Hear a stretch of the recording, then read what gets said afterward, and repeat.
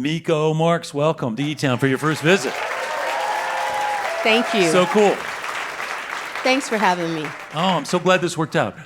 And I think it's such a funny coincidence that you're all from Oakland.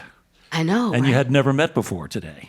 Not before today, Yeah. but now I got some new friends. Yeah, that's cool. So I mentioned that you grew up in Flint, Michigan, and that your mom was a single mom, and she worked something called third shifts. What does that mean? Third shift means that when I went to school in the morning, she was already gone. And she was coming home, so she wasn't there when I left, but when I got home, she was leaving. So I never really got a chance to spend a lot of time with my mom because she was working, and so I lived with my grandma pretty much a great part of my childhood.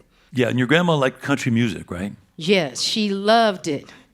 She was like a Waylon Jennings fan, Loretta Lynn, Johnny Paycheck. I mean, Kenny Rogers. I thought he was more than country, but she said he was country. Yeah. And so I got exposed to country music at a very young age. I would say about six or 7 years old. So it's funny, I was thinking about how with Lesh from the Honey Drops, his dad loved big band and old classic New Orleans jazz and stuff, and his mom was a product of the 60s. We really do take in the music that we're around when we're impressionable young people, right? Absolutely. I was kind of confused because there was country, there was gospel, there was blues, there was R&B, there was Motown right up the road, and so there was like a lot of different styles in my house. And then you made it even more confusing by joining a madrigals group. I did. Singing Baroque vocal music. Yeah, I was doing like requiems and PAAZUs and all these things in my high school because my teacher, he was just a perfectionist. And he got us to Carnegie Hall. I was 15. Yeah. And our choir went and sang. And because of him, Mr. Petrie, I got exposed to so many things because he just really saw something in me. Yeah. And then, but country music kind of stayed in you, right? Country music kind of stayed. It stayed with me, and it's still here. Yeah.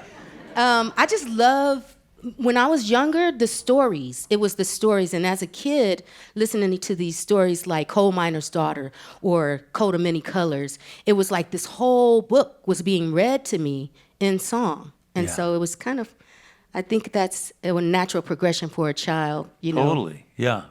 And then you went to college, and as I mentioned, you got married. You had a son, and your sort of musical journey took a little bit of a hiatus.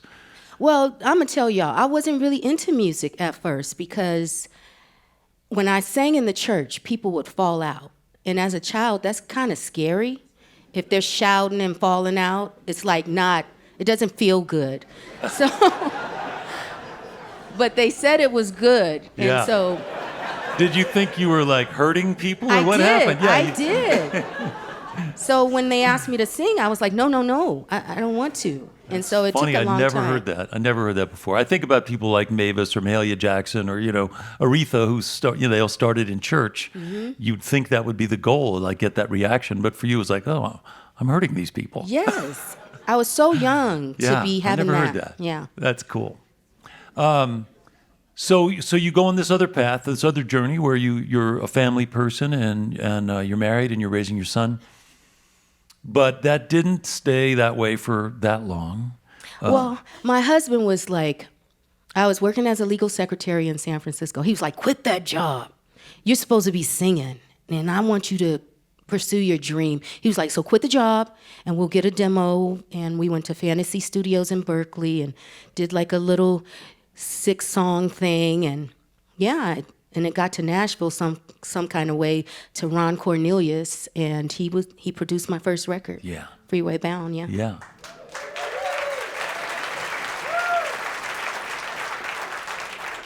So then you get to Nashville and you look around and you say, wait a minute, not everybody here looks like me. Nobody looked like me. But I was so idealistic and wide-eyed and just thinking like, oh, it's going to be fine because if you have the talent, you're going to be okay. Yeah, and it wasn't long after that you got your Grand Ole Opry debut. Yeah, I got that happened 2022. Yeah, just a few Yeah, it years took a ago. long time. Yeah, it took a while. Took a while. Yeah, but you were on the Opry again since then, right? Yeah, I've been on the Opry 3 times. Yeah. Once you go and they just adopt you, and I'm very happy about that. And Yeah. so I hope to go back more times. That's cool. And I mentioned that you have a son, and I mentioned earlier that your son is musical. So tell us a little bit about him. What's he up to? Well, I used to drag him around Nashville when he was 10, and I made him play Country Music Festival with me. I had to pay him $10. He was so sad playing with me. But now he's off and running. He's a 29-year-old, and he's gone out with Billie Eilish, Ed Sheeran, and he just took off running. He's a touring musician. Touring musician. Yeah, so he's out. He's out. He's in the big times, yeah. He's out. And then since you were inspired by Loretta Lynn, and I'm imagining other strong women in country music, again, who have great stories. You mentioned Coat of Many Colors, Dolly Parton, of course. Yes. She's inspiring. Absolutely. Were you also aware of and inspired by people like Mavis Staples, or was that a whole other? Oh, yeah. Yeah. I had, like I told you, I had so many influences. I had Aretha.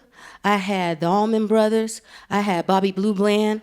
I mean, it just ran the gamut. But Loretta, she was the one who really, still permeates my soul to this day. Did you ever meet her? No, I didn't get to. Yeah. I didn't get to meet her. She was on eTown before. I bet she was. Yeah, she was.